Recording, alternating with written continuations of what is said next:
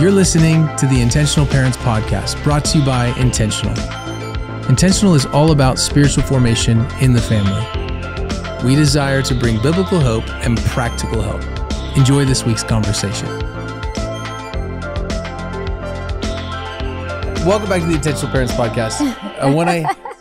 When I hit record, I did say, so we can mark it, episode for the elderly, but it's not true. It's not. But then Phil said, what was that joke? I resemble that remark. And what was so funny though, is I was going to say, even as we're started recording now, is it's funny because you guys are absolutely in that age, but you do not resemble. I met someone in their 60s the other day. They felt like 100. I mean, I could not believe like life had been hard to them. And so it's so interesting because you guys are definitely number wise, 65, 73, almost 74, almost 65. Yeah. By the time this comes out, you'll be 65. So, but that said, it's so interesting because I have to remind myself like, oh yeah, you guys are absolutely in that age and stage, because I will meet people and I mean, I have an uncle right now who's 70, and I'm telling you, when I was talking with him, I was like, he acts and operates like he's 85 or 90, like can barely move. And there's some 85 and 90-year-olds that are killing it. I love that. But man, it's a reminder. So thank you for being not only young at heart, but in spirit. And but you know, obviously we're joking around, but today's episode, we're going to talk about just a lot of these different dynamics with adult relationships with adult kids. You're still laughing over there. I'm laughing because when we first got married at the church we were part of in the Bay Area, the seniors group was called the Young at Heart. That's what the seniors... Now I resemble that remark. I was like 26 or 27. And now I'm in that group. Wow. Well, we might have to say to everybody listening, thank you so much for subscribing. Thank you so much for leaving a comment. If you are listening on Apple Podcasts or Spotify, please feel free to just rate, subscribe to the podcast so you know when it comes out. Even leave us a comment there. That's really helpful. And then YouTube, you can subscribe there. That's great. Give us a thumbs up. Even leave a comment. That's helpful. So wherever you're at, thank you for everybody that's done that. We love you so much. Appreciate you so much for doing that. It's such a gift. And for those who listen week in and week out, we have folks, we just got a nice sweet note in the mail from somebody sent us something in the mail. Yes, you heard me right. Physical mail. And they had said that they look forward to, you know, each week, listening in each week. And I was like, that's such a level of commitment. I can barely stand myself for 10 minutes. So thank you for all those that listen and are about it. So today, Elizabeth, why don't you set up this episode? I know this was actually from kind of from your heart, from different conversations I know we've had with different friends, but especially some of your friends as well. So I think it'd be great if you set this episode up today to talk about the episode for the elderly. The episode for the elderly. That's not what we're calling it. Okay, I'm going to set up the problem, which is very depressing, but you guys are going to talk about all the hope and the solution. But I've just been struck over the last couple of years. I feel like one of the main things that maybe my peers and those who are maybe even a little bit younger than us parenting, who are parents, one of their main questions and things they want to talk about is they see the relationship that we have and the role that you play in our kids' lives. And obviously we're so open about it on the podcast, but that is not the norm. And one of the main things people want to talk to me about is the fact that they're struggling with their parents. And usually it's things like, it feels like they're being very critical of my parenting. They want me to do it exactly like they did, which doesn't work the same way. I feel like all they do is criticize, or they're basically absent. Yeah. They want to live the retired life. I would like them involved more, but they show no interest in being involved. And then oftentimes it's a combination of both. They're not involved, but when they are here, it's just tense and they're critical. Yeah. And it's usually the parents our age or around our stage they're desperately wanting something more. And they don't know how to help their parents want it, how to cast a compelling vision. So it's something I talk to people a lot about and find it so sad as I sit and listen. And a lot of the situations can feel hopeless at times where I don't really know what to tell you. Unless your parents want it, it really has to come from them. Yeah. And then at the same time, and I think we've talked about this on the podcast probably here and there, but I feel like we're in this moment in time that probably started a long time ago, but is especially true now, where a lot of my generation, and your generation probably too, but especially mine, we've lost the ability to see context. And to so we have done a disservice to our adult parents and grandparents.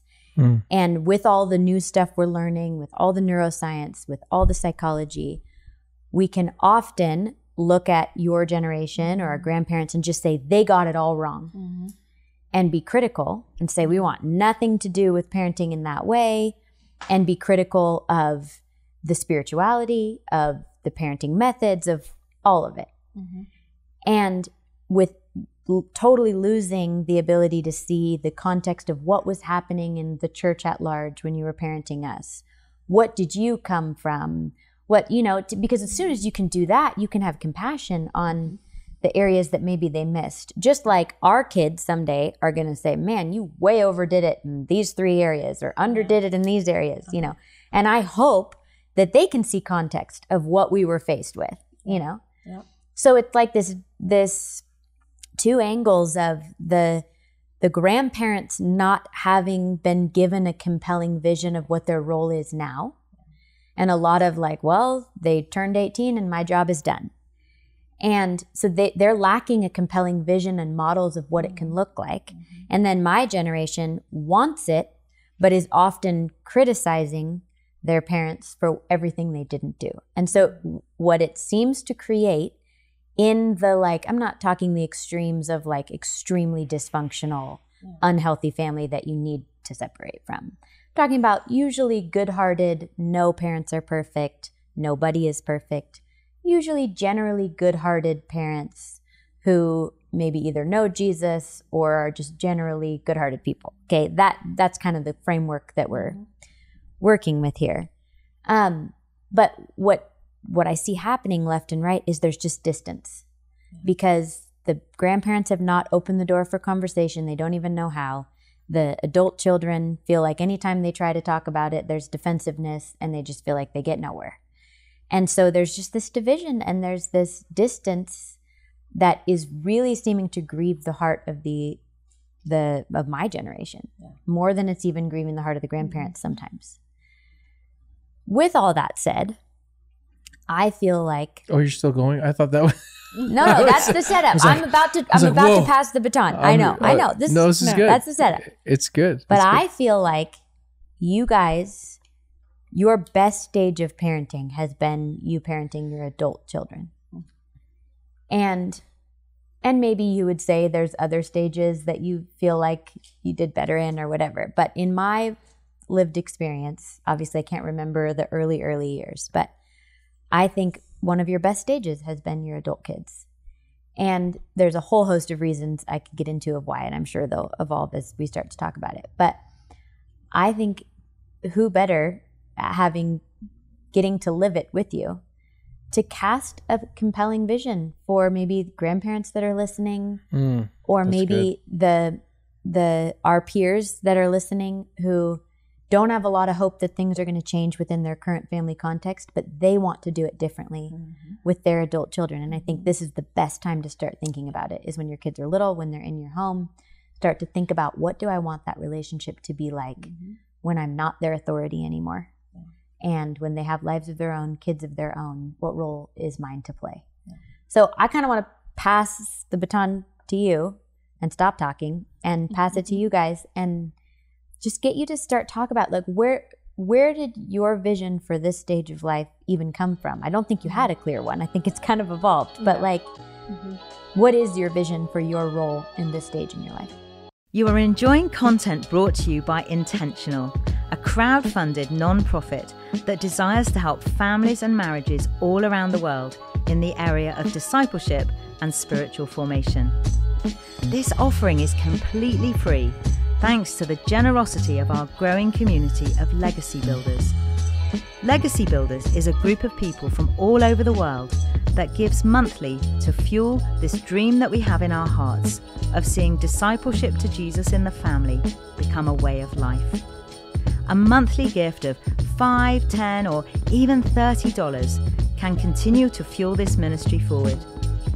Our dream is to invite people like you to join and partner with us at a financial level and to see this work integrated into families. So as you listen to this podcast, would you prayerfully consider joining us? Would you allow the Spirit to lead you, even if it's just a few dollars a month? Thank you so much. And may the Spirit of Jesus give you wisdom, clarity, and joy as you pray about joining us. If you want to join today, go to intentionalparents.org and click on Give. I think the vision for where we wanted to go as grandparents, the seed of the beginning, and I'm not sure it's fully developed yet. And I think this is compelling just listening to you, thinking, I really want to define this well for myself, but I know. here's I a have messy future version. books for you to write and a whole future ministry for you to start. So, but I would say two people passed on some vision for me, and the history of hearing about a third. Number one, Ruth Comer, like the hero of our family. Phil's mom, Ruth, was the picture of the kind of woman I want to be in all my relationships, where she never read one thing on attachment theory or neurobiological responses to life. She was raised in a difficult, binge alcoholic father, beautiful mother who died way too young. Yeah. But she made me feel seen. She made me feel safe. She soothed me.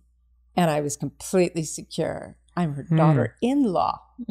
Made me feel those are a lot of S's. Secure. Go over those S's again. They're all S's. It's the basic S's of attachment theory. Yeah. Seen. Yes. She saw me, and she saw me actually more clearly than I saw myself, because I was still trying to live up to an expectation that I was never going to be able to live up to.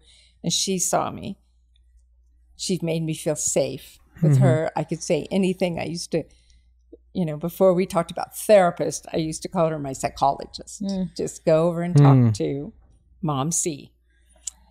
She soothed me always. She was a soothing person.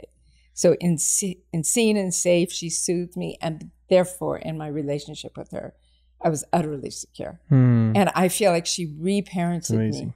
She gave me what my mom was not capable of giving me, and she gave it with no fanfare. She was not like this dominant, she didn't have a ton of charisma, you wouldn't say. She was just beautiful. Well, kids call that Riz now. That's Riz called now, Riz. I know, Yeah, a ton of Riz. I've heard W Riz. W Riz. And so she was my first example of, oh my gosh, I want to be like her. And then Lori Kais, our mentors who are in their 80s now, we were on a trip to a staff retreat from our church in Portland, and that we were leading, and we invited them to come and speak with and be with the staff, because they're really valuable people. And Tammy, my daughter-in-law Tammy, and I were in the car with her, and we were really looking forward to the 3-hour drive, because the guys had gone up sooner, that we could just pester her with all sorts of questions. She's so wise. Well, she was on her phone the entire time, because it was one grandchild after another calling her. This was like in June, one calling her that he had gotten a chair position in this orchestra, and he was all excited about it. She talked forever to him about asking all these questions. He was like 17. Yeah. Another granddaughter calling about a relationship thing, really wanting their grandmother to just be proud of them, basically affirm them. And I, at the end of that trip, I just remember thinking, my grandkids at that point were very, very little, thinking, oh my gosh, she has spent their whole lives pouring into them so that now they're calling grandma. I mean, I never had a grandma that I could call and be interested in me. Yeah. So I think those two people were the first to show at least me what a grandparent could be in the lives of their grandkids. What about you, Phil? Well, you still got me stuck in my mom. I know. I grieved her passing for a year and a half. I still grieve. I think of her every I day. still grieve, Dad. I still grieve, but I mean, remember I blew up my favorite picture of her, looking all late 1940s gorgeous in Carmel. Yeah. And I couldn't, for the memorial service, sitting there on the table, and I couldn't throw the big one away. And you were so sweet to me. Of course. You said, that's okay, take it home. Yeah. I said, I can't throw this away, even though I had the little picture. And so I stuck it, across from my desk. And a year after her passing, I couldn't get rid of it. And you said, that's okay. Keep it up. Keep it up. Yeah. Mm-hmm. And so anyway, so that was my mom. Yeah. And I think of her, we say that Matthew, our son Matthew's wife, Simona, she never met my mom. You're like Grandma Ruth. You're like, we call her Sweet Simona. Yeah. So I think that what you're talking about, my mom, is the influence she had in your life. But then she did the same thing for our kids. Yeah. She welcomed Elizabeth and John Mark and Matthew and loved them, cooked for him. And what's your favorite meal? And always thought the best of them. Always thought the best of them. Yeah. And, I'd pick them up from, when you kids were in those ages where you were hard. There were lots of those ages. And we'd go pick them up from her watching them, even if it was like a couple of days. And I'd say something like, okay, Mom, really, how was it really? Mm-hmm. Never did she ever say anything that had gone wrong. It was always, it was wonderful. They were great. They were awesome. And I'd think, this cannot be true. I know that. But I appreciated it so much, instead of pointing out all the things that I wasn't doing right, or the kids weren't living up to. She was just she was just so full of love. Yeah. So an example. Okay. So my parents were always available to our kids. That's true. To us. Yeah. Always available to us. Yeah, they were. Anytime we needed to talk to them. Yeah, what does that mean? Flesh that out, what that means. Practically. You mean practically. They were available to talk with you. Kind of sounds like, practical. Give us they were retired. My dad retired, in his late 50s. So, they had time. Okay. But they didn't do this selfish thing, like, we're going to move away to whatever, Florida or Hawaii, because we're going to go where we want to go. And if you want to fly the kids to us once a year, great. We'll take them to the beach. It was like they didn't live for themselves. They, my mom poured out her life for her 3 sons, and then each of us left the house. They got another dog. She ended up with 3 dogs, so she was a nurturer. And my dad was fun and solid and there. And so they were available to us. And by practically, that meant like on Memorial Day weekend, if we called Friday night and said, hey, can we come over? It was always yes. Oh, it sure. was always barbecue. Yes. And they weren't flashy about what they do, but they would make time. Just make time to take the kids up to the pool in their community, and cook your favorite meal. My mom knew what we loved. She showed her love through food for cooking, but she wouldn't. Well, I'm making this tonight, so I hope you eat your vegetables. She was like, I'm gonna bless you. I'm going to lavish love on you. Yeah. So they were available. They were lavish, simple, but and they were involved. They didn't demand anything from us or from our kids. They were there to receive and to give and to bless. And I think I think that's the way it should be, because at that stage you don't have the burden of young children, the disciplining that's your calling as a parent, to raise them up. You get to come alongside and reinforce what your kids are doing and enjoy them. Yes. I mean, Pastor Greg Laurie's joke is that grandchildren are God's reward for what you had to put up with raising your kids. It's like what he's talking about there is it's hard work raising kids. Yeah. But when you're a grandparent, you don't have to carry that burden. You can enjoy them in a different way, and you can love them And, the joke is spoil them and give them anything they want. There's some truth to that. but I think being able to, they came alongside. Yeah. They were available. They were lavish. They came alongside. And I think they cared. Even before I was baptized my dad when he was 67, mom was 66. So that's when I knew they were saved and followed. They followed Jesus the last period of their life. Wow. Before that, they were, good God-fearing, solid, involved parents. But my dad was always like that. He was involved. Even whatever I was interested in, he was interested in. Coached me in Little League. When I was playing in a rock band, he came to hear the rock band play. Great band, son. When I was preaching my first sermon, great sermon, son. So, and then he just continued to be that person into his older age. So my brothers and I, none of us would say that my parents weren't interested in us. They showed their interest in us. So I think that's what we want to do as grandparents, is be interested, involved, available. We're not retired because we have a ministry calling, but we're trying to figure it out because we have 9 grandkids now, and 4 of them are 1,000 miles away, and one's 3 hours away. So, Matt, Simona, and the new baby. So we haven't figured it out yet, but to me, it's like, wow, what a privilege. It's like, if I'm going to stay alive, it's like the family. Our family has been given to us by God, and your children are our grandchildren. Part of us is in them. So it's like, and so we view it as like, wow, we get to do this. And so, I'm just going to read a scripture because you got to let me read a scripture, right? Proverbs 13:22. A good man leaves an inheritance. You'd think it would say to his children. It says to his children's children. That's the verse. To his sons, and daughters.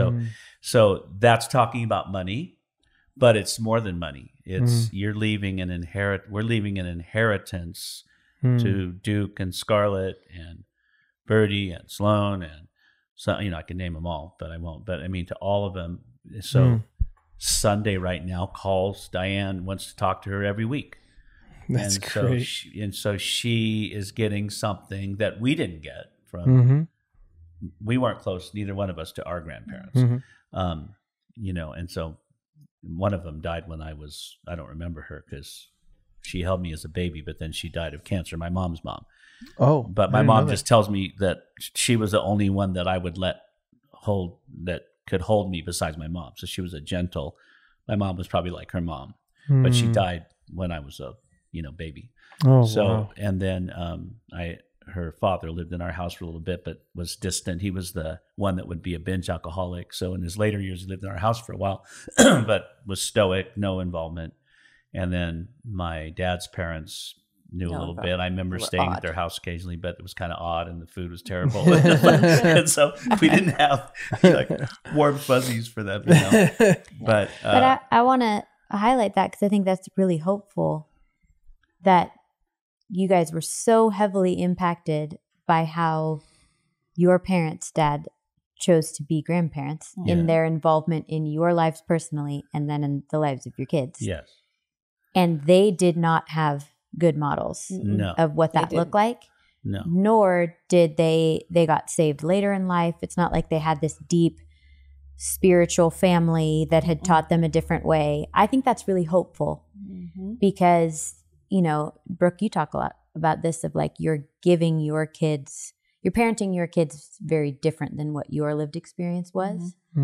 And sometimes you can wonder, like, is that going to work? Is that going to stick? Yeah. Like, to me, those stories are so hopeful because it's so very possible, and I think then what that did just one generation down, they did a great job, but now the impact you guys are having is, I think Grandma and Grandpa Comer did such an amazing job with just presence and delight, but you've added now intention to that. Like, Mom, you so deeply, and this I think you learned from Lori, who you shared about, you so deeply want to not only know all of your grandkids individually and your adult kids and their spouses. It's so important to you that you know them individually and don't just parent them or have relationship with them in the masses. Right. The kids. Yes. But you know my kids so deeply, their weaknesses, their strengths, their vulnerabilities. And you do the same with us as adult kids. And you're so present to Brooke. You know him so, you forget that he's your son-in-law quite often. So I just think that's the power of what can happen and as generations build on this. But what would you say are like, I want to get into some of the practical. Like you gave some of the history of the things that impacted you, but what are some things that you have been doing? Because now you've been at this a while. I mean, John Mark is how old? He's 5 years younger. He's going to be 44. He's going to be 44 in a couple weeks. So you've had adult children for quite a while, who are all very different, and like John Mark and Tammy have been married how many years? 20 plus. 20 plus years. We've been married 17. Like you've had in-laws for a long time, and your oldest grandchild is 18. So you're not new at this. I want to start with the adult-child relationships. Like I'll tell you what I remember. I think we won't talk about the teenage years. There was some high levels of fear and we'll control skip those in there. But the minute, I will never forget that I was the first girl to get married. So man, was that a process. It's amazing that Brooke did not Phil run made it from very hard. you, Dad. We joke about it now. It was a little over the top. But it was a lot of over the top. the minute, but it was good. I feel like it was as soon as we got engaged. He says it was when we got married, but it doesn't matter. We weren't engaged very long. The minute we got married, you guys made a total shift. No, you like sat us down even like 2 nights before we got married and said, we won't have a key to, you can have a key to our house. We won't have a key to your house. This is your space. Yeah, you're welcome now. anytime, but we will only come over invited. And that was both practical and also like metaphorical. Would that be the right word? It was. In a like, you have your own home and family now. And if you invite us in, we will come in, but we will not barge our way in. Right. That was like very significant. You did that with all of us. And then now we live a 3-minute walk from each other. And I think you still don't have a key to our house as much as it becomes problematic, but you're like, it's principle now. I don't want We will not have a key to your house. But you started that the minute we got married. And you also started right away. You fully embraced who we married. Never criticized them. You made a pact between the two of you. So let's start there and keep it on just your adult children for a little bit. And then we can transition to what you've done with your grandkids. We want to invite you to the Intentional Motherhood Retreat 2024. Last year, over 600 mothers gathered together to learn, to worship, both to encourage and to be encouraged. The Father spoke and the Spirit moved and Jesus healed. And it was so incredible that we cannot wait to do it again. We want to invite you October 3rd through 5th here in Bend, Oregon, where we live. We know that the journey of motherhood is both beautiful and it is hard. It is both life-giving and exhausting at times. And we just want to create space for the Spirit to refresh you in your journey. We're going to lean into how motherhood so gently and beautifully leads us in the way of spiritual formation. We're going to talk about how we need each other on the journey. We're going to talk about how our connection with God ultimately impacts the connection that we have with our kids. This retreat is both for mothers who desire to be mothers someday, all the way to grandmothers, and anywhere in between, because the truth is we all need each other. We need to learn from each other, and we need to be together. It was Dallas Willard who said, if you don't come apart for a while, you will come apart in a while. And that is especially true for us mothers. So we just invite you to come away with us. Let's see what the Spirit wants to do, and we can't wait to see you.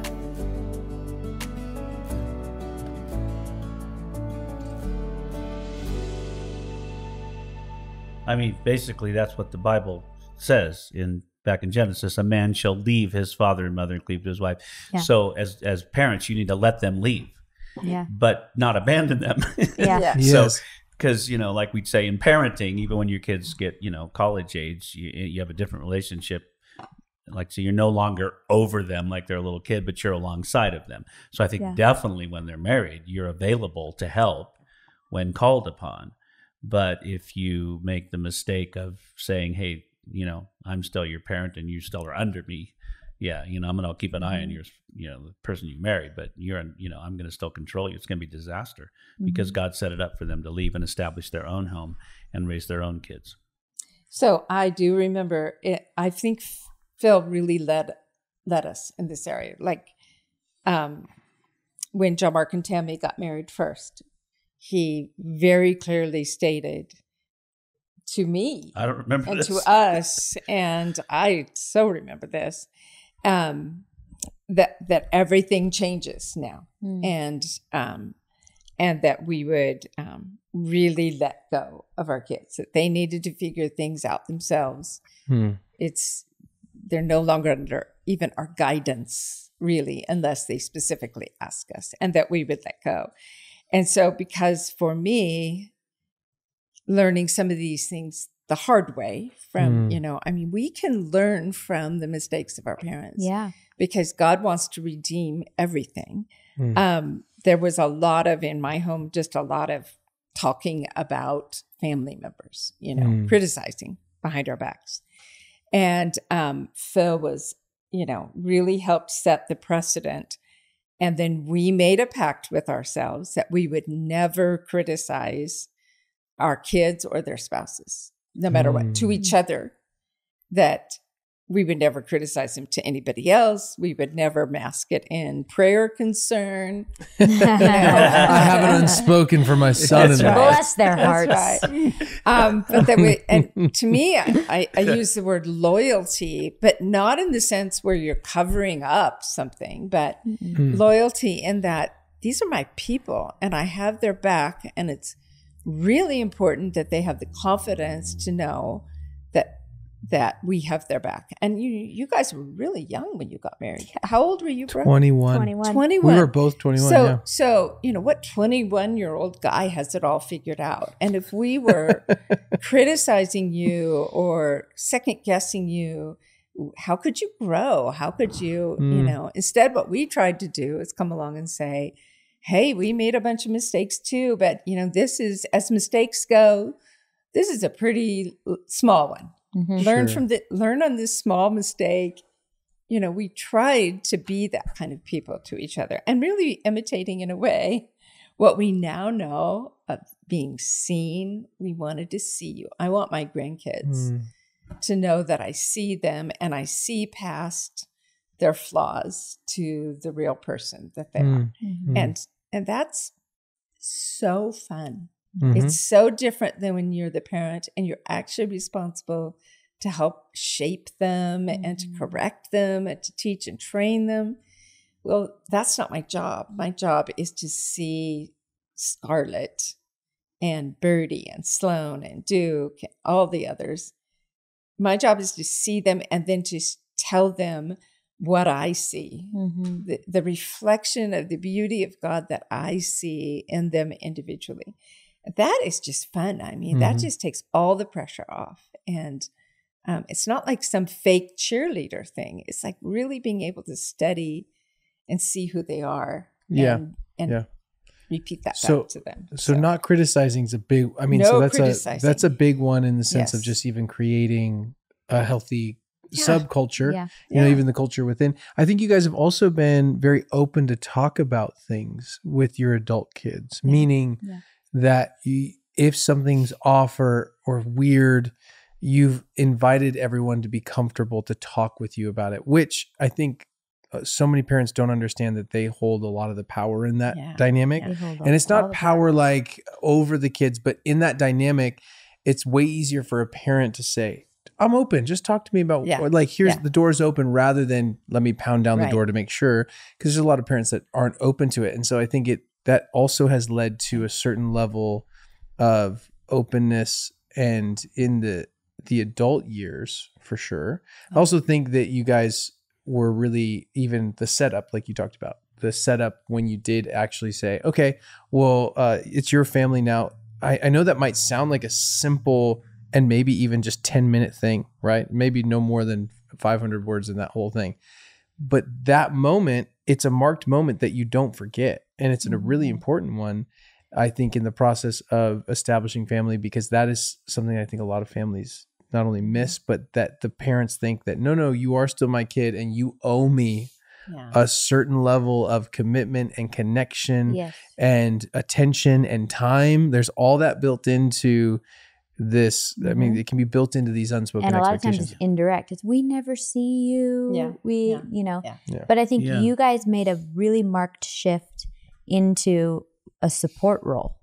And I think that's the role you've been playing ever since, is that now we are your support. We are like here for you in anything you need. We're your biggest cheerleader. We're your biggest fans. We believe in you. And you've just continued to do that over and over and over again for years and years and years. And then now do the same thing with our kids. And it's just so beautiful. Well, that's the calling of a grandparent, you know, that I'm thinking of is to undergird and reinforce. Okay. And so the thing about, you know, you're always your children's parent. You never are not. I'm still your father. Okay. So, but you're not a little kid anymore. And you're teaching me. And you're correcting me, and you're discipling me. It's this beautiful relationship. And that happens really, especially clearly, the moment you accepted Christ as Savior. And I baptized you at 10 years old. Yeah, you're still my daughter, but you're not my sister in Christ. That's a cool thing.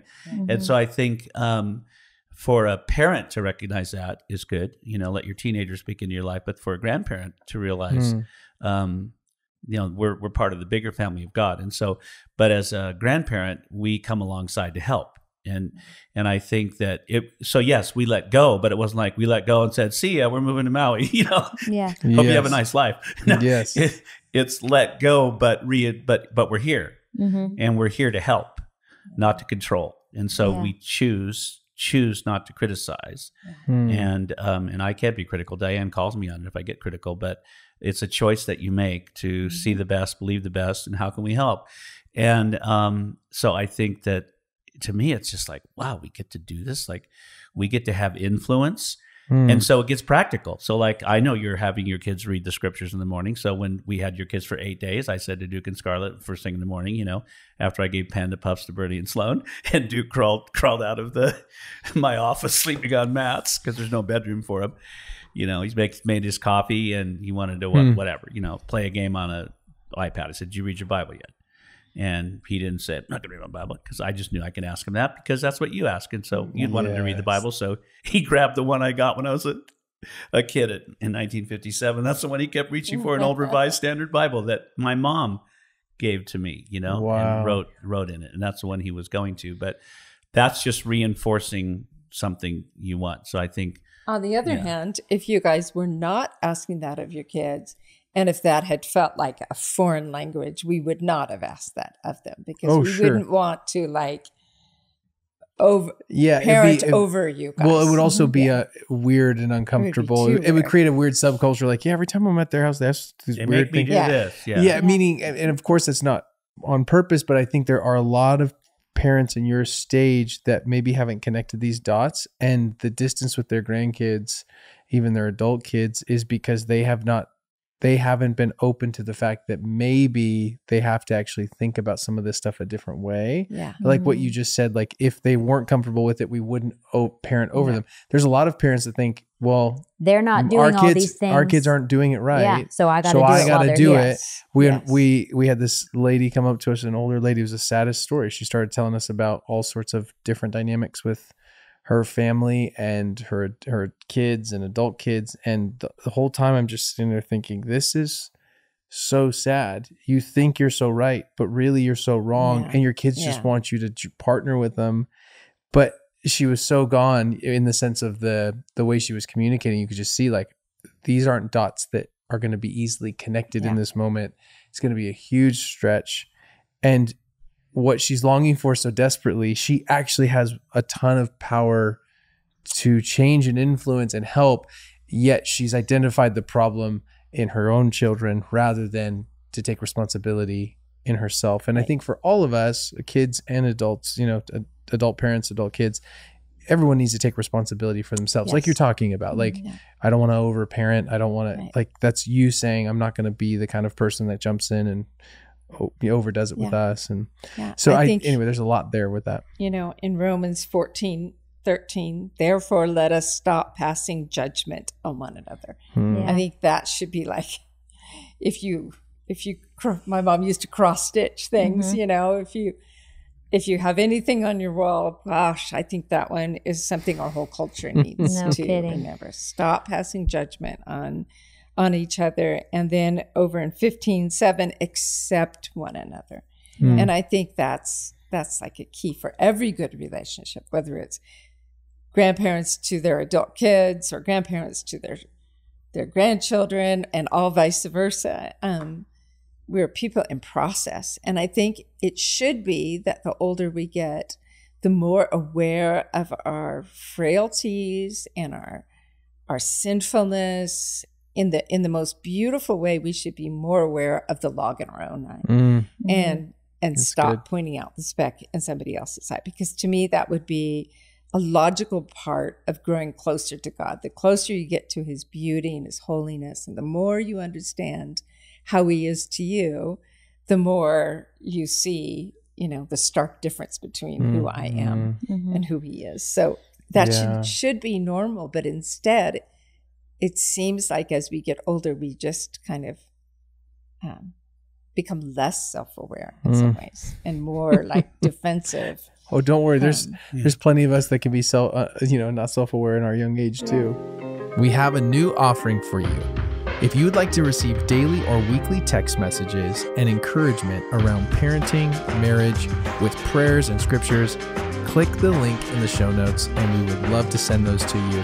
Can't wait to connect more with you. You know, the verse she quoted, we're going to teach on this on Sundays, Romans 15:7. We're talking in a marriage context, but the word accept one another, how just as Christ accepted you, he accepted us completely. He didn't tell us to do A, B, and C, and D and do this right, and then I'll accept you. No, it's like we're accepted in the beloved, and then he begins to mold us. But it also can be translated, the Greek word translated accept, welcome.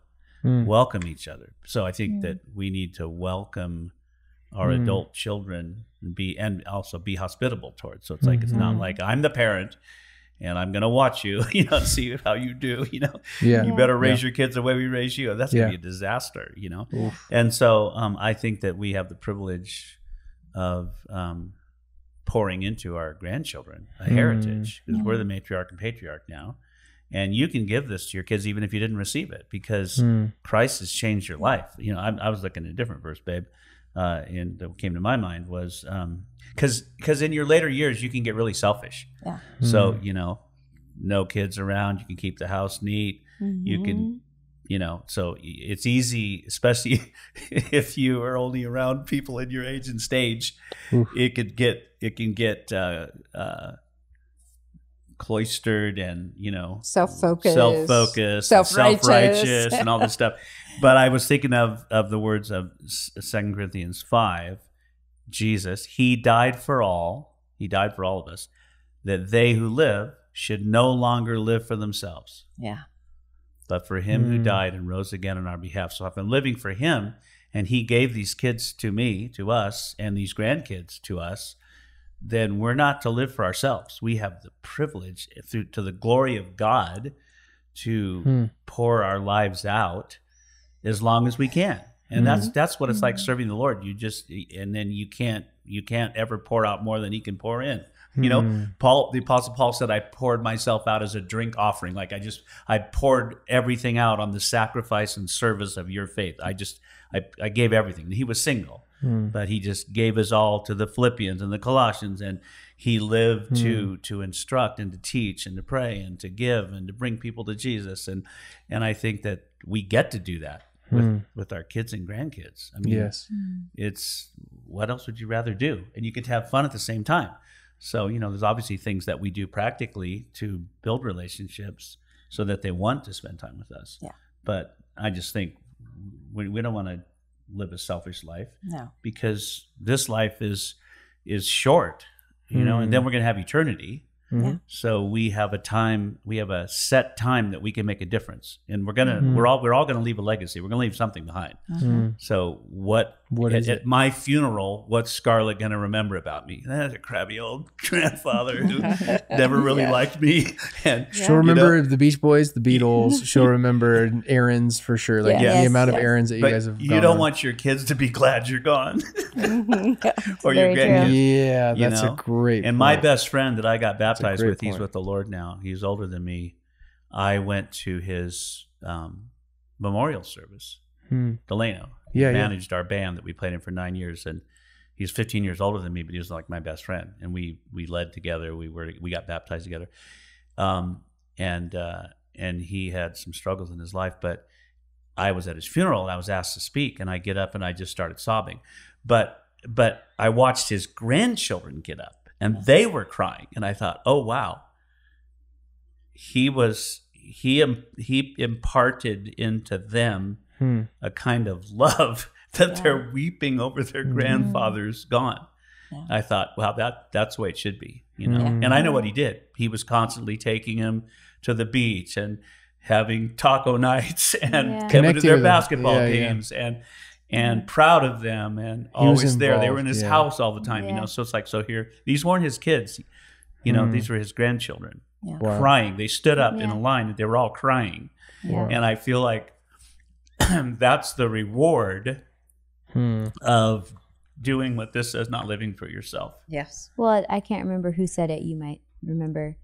But that parental love out of all the other loves pulls the heart out of self-love. Yeah.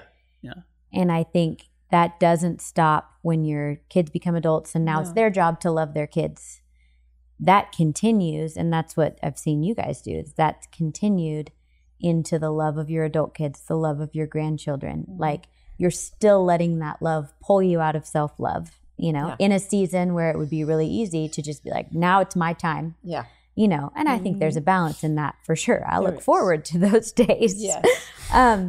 But one more thing I want to touch on before we're done is one thing I've appreciated so much, especially given the fact that I have some neurodiverse kids. And I think, Mom, you've led the charge in this, and Dad, you've let Mom teach you. And so you both are on the same page with this.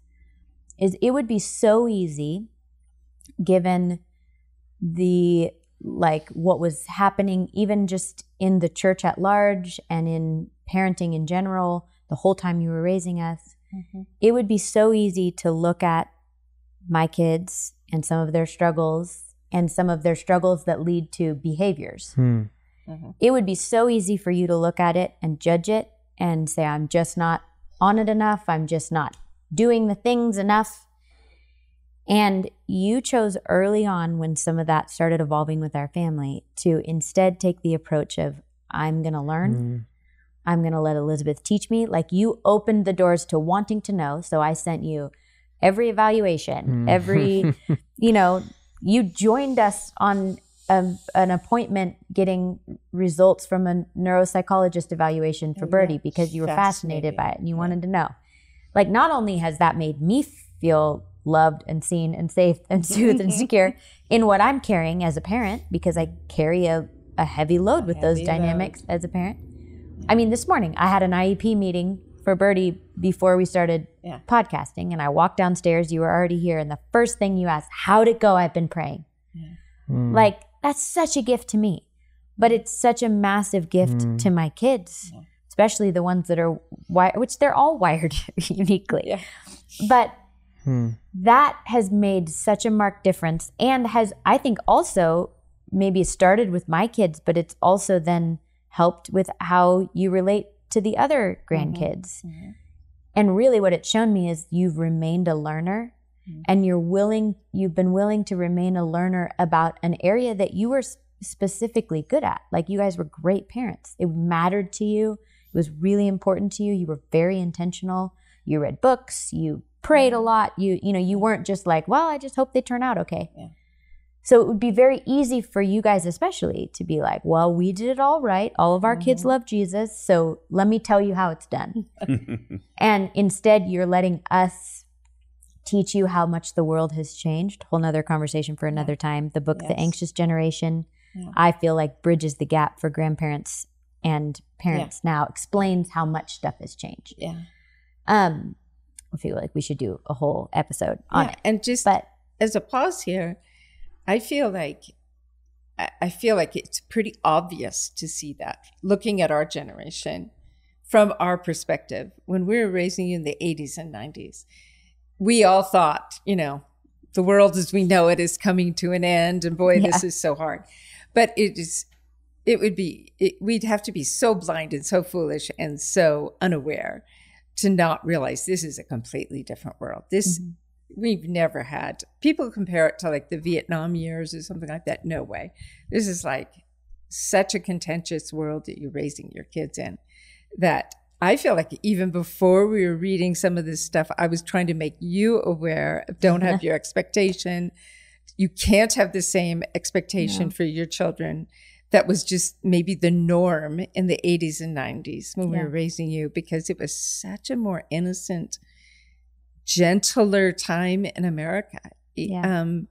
We were watching the communist walls come down, and there's a lot of hopeful things when we were raising you. And the economy was such that we lived in a beautiful home and on one income, an associate pastor's income. It was such a different world. So when you say that, I think that's a really important thing that you don't want to gloss over. Maybe a whole episode, but my generation needs to understand that that the world you're raising your kids in, that you're raising our grandkids in, is like a completely foreign country, and it's on us to study it and to learn it as if we're missionaries to the next generation. Yes. So we speak their language. So we're eliminating certain words that are triggers that don't mean the same thing that they used to mean. I mean, your kids joke with us because we have all these ideas of what were swear words when we were kids, or just like normal vocabulary now. But at least they tease us about it. But we still don't say the words. But I mean, just vocabulary has changed so immensely, and we are missionaries. I mean, that's a whole New Testament concept, dispersed to be able to speak into the next generation. But we have to do that on purpose. But here's another thing: you guys have been so patient in bringing us along. So without condemnation, saying gently things several times. I probably could make a list of, don't say that. It's very nice. It doesn't mean anymore what you think it means. What you think it means. Oh, yes. I love some of those phrases. Or you including me in that phone Zoom that we were doing with the neuropsychologist. Just the fact that you included me was a trust. You were hearing a psychologist evaluate the brain and the capabilities of your little girl and grieving. Those aren't positive meetings. Those are like, they're heavy. Here's what's wrong. And you invited me into that. There is very much awareness that, I'm standing on holy ground here, and peeking in and learning how she now works. And how that's true. That affects you. So you inviting us, you've done this all along. You guys have invited us in, and we've blundered through at times, and you've patiently taught us instead of just rejecting us or being harsh with us. I think that makes all the difference too. That makes you want to learn. Makes you realize you can learn. I can learn new stuff, new ways of being. And you've also been gracious by the things that we were not able to give you, that we didn't know, that we would say, oh, if only I'd known, but we didn't know. And instead of making us feel defensive, your graciousness is now teaching us, like you're going to teach us now. If you're enjoying this content and you want to go deeper, we have an amazing resource that we want to tell you about. It's the Intentional film series, Raising Passionate Jesus Followers. Now, this is an incredible tool for you for spiritual formation in the family. And we created this film series to help parents in their God-given task to raise and disciple their own children. Now, our hope is that we're able to help you and give you some of the tools that I know we so desperately need as we're in the process of raising our kids, and Phil and Diane have actually raised their kids. This is a 9-session film series on the process of what raising a passionate Jesus follower actually looks like. There's some workable solutions in here, there's a bunch of wisdom from the scriptures, and there's a bunch of practical help in your journey as you are raising your children. We cover all sorts of things like parental roles, goals versus values, what is discipline versus punishment, how do I create a heart of obedience in my child where they actually want to obey, what does a heart of self-control look like, or how do I even help my child in the process of character development. We cover that and so many more things. You can use this film series in a variety of ways. You can use it at your home, preferably with your spouse if that's applicable, with a group of friends or in your community, or even through your local church. All you need to do is head over to our website, intentionalparents.org, click on film series, and then follow the prompts. We have a bunch of other resources there that you can check out, but we do pray that this blesses you in your pursuit of raising passionate Jesus followers. And I think it was Sally who said to me once, Sally Lemos, who we've done a bunch of episodes with her, but she was saying we don't revisit the past and our childhood and our wounds and look at what our parents weren't able to give us. The purpose of that is never to cast blame. Yeah. That's not why we do that. It's not helpful. It doesn't actually bring healing. Yeah. But it is important to look at the things that were maybe missed and to acknowledge how that was hurtful. But it's so that we can heal. It's not so that we can distance ourselves from our family and blame somebody. Right. You know, and I think that's important. That's so important, really, because I can authentically say I could name certain things that were hurtful or patterns that were maybe hurtful to me, that weren't hurtful to my siblings, and then I can have a ton of compassion because you're such good-hearted parents. Had you known, or had I vocalized things, there were nothing I vocalized. Had I vocalized them, you would have totally pivoted. Yeah. It's not your fault. Like, I don't view it as your fault. And I think that, and I know that's tricky, and some situations are much harder and more acute, but I think that's important, that like to any of the, I don't know how to name all of them. I just keep saying our peers, but like the younger, not, what did you say? What did you call this episode? Parents. Maybe what did you call this episode? This is an episode for the elderly. Yes, the non-elderly. I think it's really important how we communicate that stuff really matters. I think it does. We can only even talk about it if the elderly, I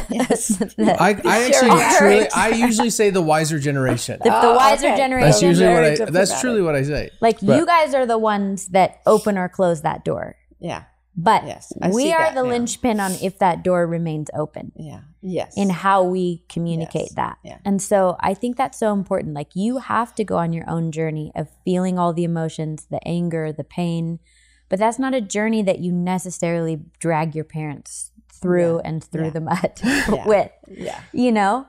No. Anyway, that's a whole other conversation for another time. That's a good conversation to have. Well, you were saying to Diane, and that she brought me along, that, entered your world, and you welcomed us into that world. So I think just for the grandparents that will be listening to this, or the parents that will want their grandparents to listen to this, you've invited us to join you in your journey. All right. Yeah. And we're doing this podcast, and if you're watching it on YouTube, you can't see, but our friend Alex is in the room, who's on staff with us. And Hi, Alex. Hello, Alex. When we were talking, he's telling us about a couple we haven't even met yet, who, when any one of their kids calls, hey, can you come? We need you. They drop everything and they go. And so it got me to thinking, and this is kind of random, but there's an application here. In the 90s, there was a move of God through a man named Henry Blackerby, who wrote a course called Experiencing God. The whole concept is find where Jesus is working and join him in his work. So I would say to the grandparents, find what your kids are doing and what they're working, because parenting is hard work. Elizabeth, in the Motherhood Retreat video inviting moms to come, you said something like, motherhood is beautiful and it is hard. We get to come alongside and join you in your work. And I think it's Jesus working in you and Jesus working in your kids, and Jesus working in us, and Jesus creating a family where he's the foundation, and we have a part to play as grandparents. So it's not to go off and do our thing. It's we get to join you and help you do your work, and hopefully make it lighter. And, so we get to undergird, we get to reinforce, and we get to be involved and come alongside to help. So thank you, truly, from the bottom of our hearts. It's making such a difference in our own lives, like having parents who are willing to shoulder the load with us. But the impact it's having on our 4 kids and the desire for a relationship that they have with you is so, so beautiful. They want to be known and seen by you because they are known and seen by you. And they every day ask to go to your house and to be with you. And, you've got a 15-year-old boy who delights in watching the news with you and talking about politics and all the things. Beautiful. And, I think I love this theological term that just so appeals to me. It's for parents and grandparents. It's that we have an opportunity to incarnate the love of Christ.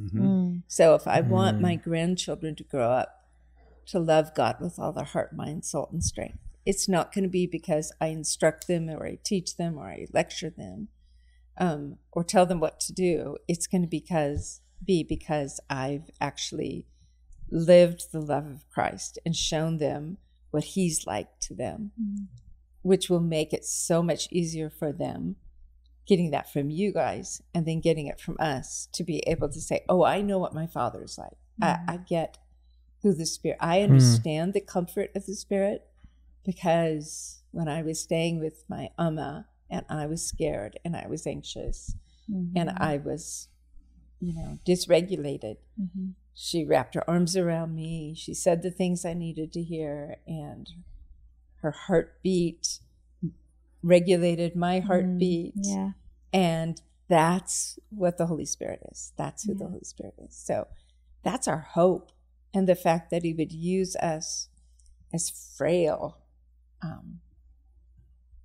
difficult sometimes people is nothing short of miraculous. Yes. I also think it's important to highlight that as we're all talking, it's very important, but you can't have healthy relationships with your adult kids or, adult kids with your adult parents, unless both are involved. Both have to be a part of it. It's like any relationship. Our marriage doesn't work unless both of us choose to love, will the good of the other, biblical love. It doesn't work. And so I would say what helps all of this is that we love you guys, but you also love us. And we're thinking, okay, how can we make this not as hard on you?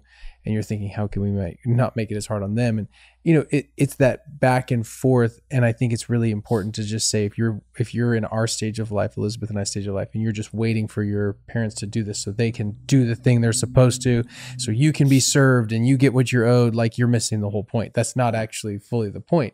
Like you said, we also have a responsibility to make it easy for you, something that you also desire, something that is possible for you to step into. And so I just think I can't understate that enough, because I think there's so much to that part of it, that one or the other often, where I see it get confused is one party gets entitled, I'm owed this, whether it's the parent, like I'm owed your attention because I created you and you wouldn't be here otherwise, or the vice versa. And so I think it's just important to hold that tension, to remember we all have that responsibility. And really, that's all what Jesus teaches. He teaches us all to live in that tension, and beautiful things emerge, I think. And let's be also very transparent. It's not always easy. It's not like we don't have problems, or we don't have to work through things, or it's not like I don't make fun of Phil. I still make fun of Phil all the time because I love him and he loves me. And I actually appreciate, even recently, you've been getting some of these jokes. even quicker and better. And I'm just like, I can't believe it. Your work here is done. It's been almost 20 years. I've known you for more than 20 years, actually, or 20 years, a little more than 20. So it's just so funny to see all of that. But man, what a gift it is when you can all do this together. So it's a big deal. I think that's all we have to say for today. I think we're out of words, which is hard for us to say. No, right? I have more words. I'm holding back. I'm thinking of more stories I could tell. Yeah. I think we should call it. I know, me too. I think that's often and our More to problem. come. to teach. Yeah, so let's be clear. We're not out of words, but we do want to honor how long this is. So everybody, wherever you're tuning in from, thank you for listening and thank you for joining us today.